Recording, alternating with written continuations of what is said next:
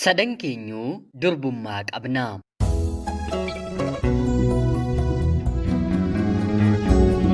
Yooyyaa ashamaa akkam jirtu kabajamtootaaf hordoftoota qophii keenya. Nagaaf jaalalli tokkummaan bakka jirtan hundaatti hunda keessaniif haa ta'u jechaa guyyaa har'aallee seenaawwan nama barsiisan bashannansiisanii keessaa tokko isiniif qabadheen dhiyaadheeraatii hanga xumura qophii kanaatti laayikii fi sheer akkanumallee sabskiraayib gochuun na waliin tura. Akkuma hedduun keessan beektan chaanaliin kun haaraadha. Chaanaliin keenya inni guddaan nu jalaa cufamee jira. Maarree laayik gochuun namoota biroo bira akka dhaqqabuuf na deeggaraa jechaa seenaa xalayaa jaalalaa asoosama barreeffama nama barsiisuu kan qabdan karaa teelegiraamii karaa lakkoofsa bilbilaa kiyyaa duwwaa 937 irratti naaf erguun hirmaachuu ni dandeessu. Dhuma sagantaa kanarratti gatii gabaa kan baankii fi gabaa gurraachaatiin meeqa akka teessisiniif hima. Hanga xumura qophii kanaatti laayikii fi sheer godhaa jechaa kallachumaan gara seenaa guyyaa har'aatti kan isin dabarsu ani Gammachiis Tashoomeedha.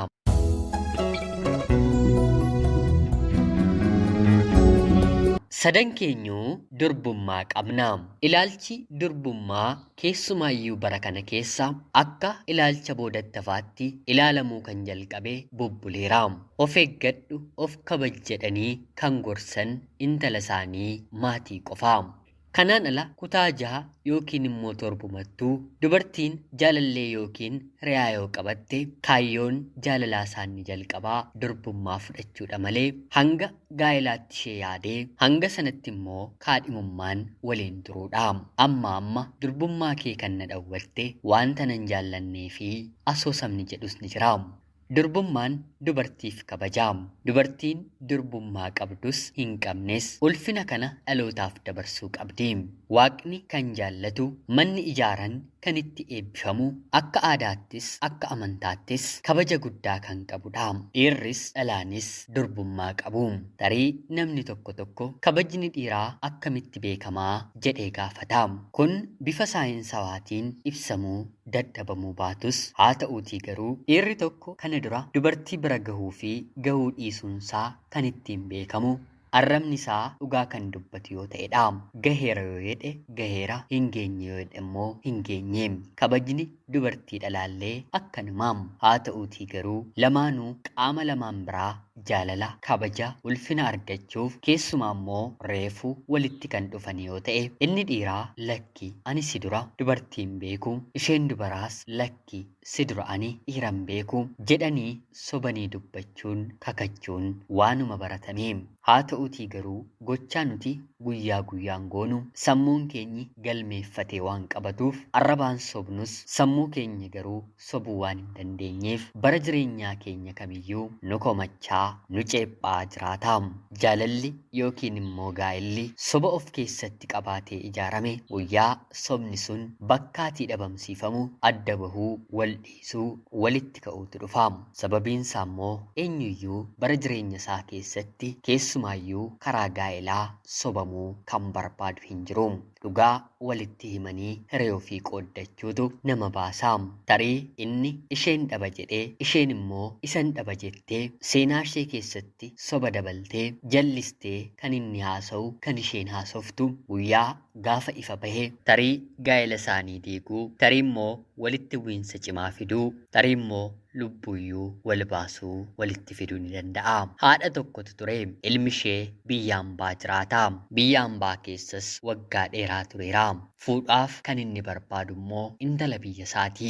Gaafa fuutu yookiin immoo heerumtu laga biyya kee hin ce'inii jedhama mitire. Lagdi kan biyyaayyuu qofa otoo hin taane kan gandaallee dabalata. Laga ganda ofii gaafa fuudhan yookiin immoo heeruman darbuun firoomina walirraatii fageessa. Akkuma gammachuun jiru gaddis ni jiraatii.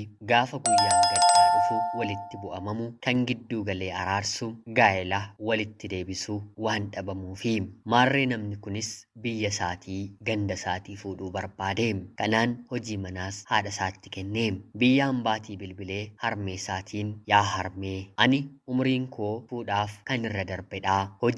Hojii otoo hin jedhu dargaggummaan koo xumurameera. Miirri kiyyas miira tasgabbiidha. Mee ija keetiin ilaaliitii dubartii ani fuudhuu barbaadu naaf qopheessii yeroon dhufu kanati naaf qopheessite keessaa nan filadhaa jedhe haadha isaatti himaam. Haati kaa ijoolleen ishee gaafa fuutu yookiin immoo heerumtu baay'ee gammaddi mitiree dubartoota magaala ishee keessaa babbareedan ilmi koo hin filata jettee yaaddu barbaaduu eegalti. Sanarra immoo gaa'ilaaf eenyuyyuu kan fedhu dubartii kabaja ishee eeggattedha mitiree haati kanalleetti dabaluun durba mataa lama qabdu magaala ishee keessaa bakka ilma ishee buutee barbaaduu itti fufte. Kanaanis turtii naannoo baatii tokko booddee dubartoota iji isheerra bu'e 3 ni argiti. Argitees waa'ee ilma ishee biyya hambaa jiru dubartoota 3 kanatti himti. Dubartoonni 3 kunis nama kanatti heerumuuf fedhii godhatanii gaaffii ilmi isaan gaafate otoo hin taane haati isaaniin gaafatte sirriitti deebisanii argamanii. Haa ta'uutii garuu dubartoonni 3 kunniin ofiif kabaja durbummaa qabna jedhanis amalli isaanii garuu garaa garaa. Kanaan dubartiin isheen jalqabaa baay'ee bareedduu kan taatee fi bareeduma ishee kana fayyadamuun dhiira maallaqa qabu kan adamsitu. Biyya hambaatii dhufe yeroo jedhame maallaqa qaba jedhamee waan yaadameef qalbiin ishee dhimma maallaqaa irratti malee namni kun jireenyaaf hinnaaf ta'a akka ani isa kabaju innis hinna kabajaa jettee yaaddee miti. Ilaalcha isheetiinis yoo ta'e gaa'ela keessatti ni jiraatama yoo ta'u baate immoo tokko lama deessee qabeenya kee adda qooddattee irraa adda baataa kan siif ta'utti xiqqoo turtee heerumtaa amantaa jedhu qabdi. Kanaaf bareedina qabdu irratti bareedina dabalataa guyyaa tokko tokko harma artifishaalii teessuma artifishaalii illee ni fayyadamti. Ijji dhiiraa bakka laalu yookiin immoo barbaadu sakatta'uun dhiira isheen barbaaddu kamiifiyyuu sana guuttee argamuuf waan isheen hin goone hin qabdu. Kan lammataa immoo akkanuma baay'ee bareedduudha. Akkuma ishee jalqabaa kabaja durbummaas nan qaba jettee itti himteetti. Dabalataan kaayyoon ishee inni jalqabaa nama biyya hambaatti heerumtee biyya kanaa bahuudha. Gandatti dhalattee guddatteetti hafuun barbaaddu. Eenyuyyuu haa ta'u itti heerumtee gara biyya hambaatti imaluu feeti. Kana durallee carraa takkaa lama yaaltee haa ta'uutii garuu otoo milkaa'ee fi nafee haaloo qabattee ammallee xiyyeeffannoon ishee nama biyya hambaa deemu barbaadanii itti heerumuudha. Kan sadaffaa immoo akkuma dubartoota lamaanii kana duraa ani durbadha jettus haa ta'uutii garuu bareedinni ishee hagas mara miti.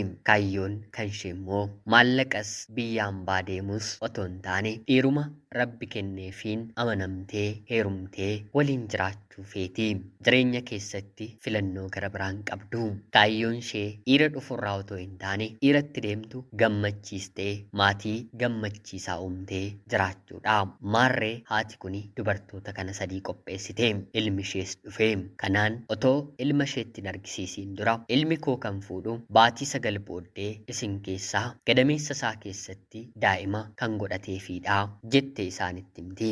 Eega kanaa booddees dubartoota kana 3 dabareedhaan gara ilma isheetti erguu jalqabdi. Jalqaba irrattis dubartii ishee maallaqa barbaaddu karaa kamiyyuu yoo ta'e maallaqa argattee sooromtee jiraachuu barbaaddu itti ergite. Ol seentee dargaggeessa kana yeroo laaltu dubartiin kun akka ishee yaadde miti. Wiilcharii irra taa'aa miilaan deemuu hin danda'u. Haa ta'uutii garuu uffata biraandii ta'an gatiin isaanii qaalii tatta'an ofiif beektu uffatee waan na jiruuf kuni maallaqa qaba. Kaayyoon kiyya immoo maallaqadha. Naafa miti mormaa ol qoftiyyuu otoo irra jiraatee ittiin heeruma jechuun bira deemte. Bareedina nan qaba kan jettu teessuma ishee, bifa ishee, rifeensa ishee, harma ishee, mudhii ishee, quba harkaa ishee tokko lamaan baastee akka inni ishee ilaaluuf itti argisiisuun miira isaa injifachuuf yaalii gochuu eegalte. Kanaan innis baay'ee bareedda. Haa ta'uutii garuu yeroo gabaabaa kana keessatti wanta ani barbaadu natti hin argisiisne jedhee isheetti himaam. Yeroo kana isheenis haati isaa baatii 9 booddee kan isaaf ulfaa'etu itti heerumaa jettee waan haasofteef sana yaadachuun intalli kuni qaama kiyya ilaaluu barbaadeeti jettee uffata qullaa ofirraa baastee sireerra yaabbachuun koottukaa jettee isa waamte. Yeroo kana inni garuu aaruun ka'ii bahinarraa jedhee ofirraa baase. Fuulli ishees haadha isaatti otoo hin beekamiin gammadduu fakkaattee sobdee kutaan ni jiru keessaa baatee amma immoo dabareen kan dubartii ishee lammaffaatii. Haati dubartii ishee lammaffaa ergitee isheen illee akkanuma bareedina qabdu harka, miilla, rifeensa, ija, teessuma, sheeppii, mudhii waan hunda ishee gaggalagalchitee akka hoolaa gabaa deemanii yeroo bitanii gaggaragalchanii ilaalanii of gaggaragalchitee isatti of argisiiste. Yeroo isheen ol seentutti wiilcharii isaarraa ka'ee sireerra taa'ee jira. Wiilcharii sana argitee kun immoo maalii maal siif godhaa jettee yeroo gaafattu miilla koodhaa kanaan hin deemaa jedhee isheetti hime. Nama miilli isaa naafa ta'e ta'uu hubattus kaayyoon ishee garuu gara biyya hambaa deemuudha waan ta'eef homaa bakka itti osoo hin kenniifiin anarraa maal barbaaddaa jettee isa gaafatte. Yeroo kanannis haadha manaa koo akka taatun barbaadaa jedhee deebiseefi kanaan isheenis maal ree kunoo atumti gara biyya hambaatti na fudhu malee baatii 9 booddee daa'ima siif kennuuf ani qophiidhaa jettee deebisteefi yeroo kanannis tolekaa haa ilaalluu jedhee yeroo isheetti himu isheenis baatii 9 booddee isaaf ulfaa'uuf uffata ishee baastee gara isaatti deemuu jalqabde. Haa ta'uutii garuu inni deeminarraa salphoo jedhee ofirraatii ifate. Kanaan isheenis fuulli ishee otoo itti hin beekamiin sobdee gammadduu fakkaattee kutaanni jiru keessaa baatee amma dabareen kan dubartii ishee sadaffaadha. Haati dubartii ishee sadaffaadhaan ol gali jetteeni. Bareedinni ishees haga kanaatti miti. Dubbiis namatti dhiyaachuus akka dubartoota armaan duraa lamaaniin qabdu. Kutaa dargaggeessi kun jiru seentee wiilcharii isaarra taa'ee ishee eegee akkuma argiteen maal taatee wiilcharii kanarra teessaa jettee gaafatteeni. Yeroo kanannis miila kiyya lamaansaatu hin hojjetu jedhee deebisaafi kanaan isheenis maal taateetii maaltu si mudatee jettee gaafatti. Namummaa isaa kufee jiru kana argitee dhimma deemtee fi dagachuun waa'ee jireenya isaaf gadduu jajjabina akka ta'uufis kanuma qabdu jechoota jajjabinaan isa jajjabeessuuf yaalte. Itti aanuunis erga haasoo xumuranii booda wantan sirraa barbaadu hin arganne jedhee yeroo deebisuu fi dhiifama naaf godhii wanta ati barbaaddu siif gochuu dadhabuu kootti jettee deebisteefi kanaan innis wanta ani hin barbaadu naaf hin guutu taanaan bakka kanaa maal eegdaree deemii jedhee ishees ofirraa baase. Kanaan marsaan calalliin ni dhumaa baatii 9 booddeedha mitiree haadha manaasaa kan taatu haati filachuufiif baatii 9 eeganii dubartoonni kunis baatii 9 booddee dhufanii kan barbaadamu ulfa ta'aniidha mitiree. Isheen jalqabaa maallaqa jaallattu akka inni ishee waliin ciisuuf uffata ishees ofirraa baaste ulfa uffakkeessitee uffata garaa ishee keessa gootee sobdee dhufte. Haa ta'uutii garuu kan ilaalu haadha waan ta'eef haadha kana dura deesseen immoo bifa kanaan goyyomsuu waan hin danda'amne haati harka ishee uffata ishee jala galchuun uffata isheen walitti naqatteettu jalaa baaste. Dabareen ka dubartii lammaffaatii biyya hambaa deemuu ishee barbaaddu isheen isuma dhugumaa ulfoofteetti. Haa ta'uutii garuu kan isheen ulfoofte isaaf miti. Ulfa ta'ee kan argame waanuma jedhameef qofa kan saati jettee haadha goyyomsuuf ulfooftee dhufte. Kanas haati gochaa ilma ishee waan na beektuuf atis darbi jetteeni. Kan itti aanu immoo ka dubartii sadaffaadha. Dhiira argattetti heerumtee maatii sana gammachiisuu kaayyoo kan qabdu garaa qullaa dhufte. Haati baatii 9 booddee daa'ima kan godhatuufiif jettus haa ta'uutii garuu garaan ishee qullaadha. Sababiin isaa immoo uffata ilma ishee duratti hin baasne uffata garaa ishee keessas ulfa fakkeessuuf hin godhamne ulfa ta'uufis dhiira gara biraa waliin hin ciisne. Yoo carraa koo ta'e hinnaaf ta'a yoo carraa koo miti ta'e immoo hin ta'u kan jedhuun deemte. Hiriyoonni ishee bareedina isheetti nu waliin akkamiin dorgomtaa jedhanii jalqabaa kaasanii gadi ishee qabaa turanis ilmi haadha kanaa garuu gadi bahee dubartii durba qulqulluun kunoo ishee sadaffaa kanadha. Dubartiin durbummaa qabdu uffata ishee dhiira fuulduratti na waliin ciisa jettee gadi hin baastu. Kabaja isheef ulfina isheef bakka kenniti. Mucayyoon kun kabaja ishee waliin jirti. Haadha manaa kan naaf ta'us ishee kanadha. Isin gaa'ela ijaarrachuu otoo hin taane dhiira qabattanii sooromuu yookiin immoo gara biyya hambaa bahuu karoora qabattanii kan dhuftanidha jechuun erga isaanitti dubbatee booda yoon wiilchariirra taa'e immoo ilaalchi anaaf qabdan akkam ta'a kan jedhu baruuf wiilchariirra taa'een isin eegaa ture malee ani rabbiifaa galatu harki koos miilli koos ni hojjetaa jedhee wiilcharii sanarraa ka'ee kan wiilchariin isaan duratti isa baataa ture amma immoo dabareesaa oofee harkaan achii darbatee bifa kanaan haadha manaasaa argate. Dhiirri dubartii tokko kan barbaadu keessumaa immoo gaa'elaaf yoo ta'e kan namni arguu fi bareedinni ishee akkuma jirutti ta'ee haa ta'uutii garuu jecha isheen onnee ishee keessaa burqisiistutu fedhii isheen jireenya isheef qabdutu qophii mana gammachuu ijaaruuf karoorfachaa jirtutu akka inni ishee filatu taasisaa. Har'a dhiirris dhalaanis sababii barbaadeetu gaa'ela ijaaraa. Sababii barbaadee kan gaa'ela keessa seene itti gaafatamummaa gaa'elli isa gaafatu guutuuf ni rakkataa. Sababiin isaa immoo innis fedhii yookiin immoo sababii gara biraa gaa'ela sana keessa seene qaba.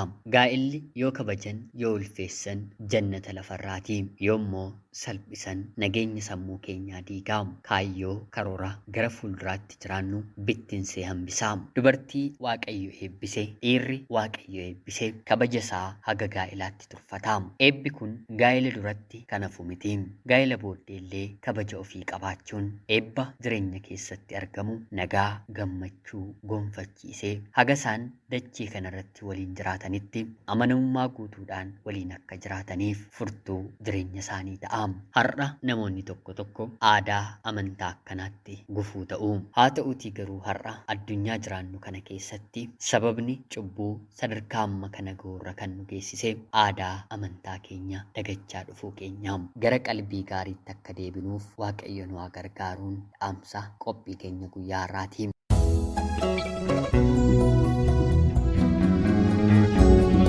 Egaan jaalatamtootaaf hordoftoota qophii keenyaa seenaa guyyaa har'aatiillee waa hedduu akka barattan akka hubattan homaa shakkii tokkollee hin qabu. Kallachumaan amma immoo gara sharafa maallaqaa biyya keenyaa kan baankii fi gabaa gurraachaatti isin dabarsa. Guyyaa har'aa Agost 15 bara 2024 akka lakkoofsa faranjootaatti baankota biyya keenya keessaa tokko kan ta'e baankiin Gadaa sharafa maallaqaa doolaara Ameerikaa tokko 107.3 bitee 115 tuqaa 69 immoo gurguraa jira. Paawundii 125.6 bitee 131 tuqaa 9 immoo gurguraa jira. Yeroo 112.9 bitee 122 tuqaa 2 gurguraa jira. Dinaara Arab Emireetii 28 bitee 29.7 immoo gurguraa jira. Reyaala Saawud Arabiyaa 27.4 bitee 29.8 immoo gurguraa jira. Farankaa Chaayinaa 113.7 bitee 120.5 immoo gurguraa jira. Kun gabaa baankii biyya keenyaati. Baankiiwwan kanneenis sharafa maallaqa kanatti dhiyaatuun gurguraa jiru. Reetii yookiin immoo gatii ol ka'aa kan kaa'eeru baankii Gadaa waan ta'eef kan baankii Gadaa isiniif hin dubbise. Kanatti aanu immoo ragaa Itiyoo Forex irraa argameen gabaan gurraachi guyyaa har'aa maal fakkaata kan jedhu ilaalla. Agost 15 bara 2024 doolaarri Ameerikaa tokko 119.58 kan bitamu yeroo ta'u Yuuroon 131.6, Farankaan Chaayinaa 138.14, doolaarri Kaanaadaa 87.2, doolaarri Awustiraaliyaa 79.2, paawundiin Ingiliz 153.5, dinaarri Kuweet 390.6, dinaarri Yuunaayitid Arab Emireet 32.5, riyaalli Saawud Arabiyaa 31.8, riyaalli Kwaatar 32.7, riyaalli Oomaan 310, dinaarri Joordaan 168.49, dinaarri Bahareen 317, liireen Turkii 3.55, paawundiin Ijibti 2.43, riyaalli Yemen 2.478 gurguramaa ooleera. Egaan jaalatamtootaaf hordoftoota qophii keenyaa odeeffannoowwan kunneen toora intarneetii irraatii kan hin argadhedha. Sirriitti qulqulleeffachuuf namoota qaamaan beektan gaafadhaa jechaa qophiin guyyaa har'aaf isiniif qabadheen dhiyaadhe kanuma fakkaatti. Haga yoonaatti yeroo keessan naaf kennitanii dhaggeeffachaa turuu keessaniitiif guddaa galatoomaa jechaa qophii seenaa sagantaa gara biraatiin hanga walitti deebinutti bakka jirtan maraan turtii gaarii.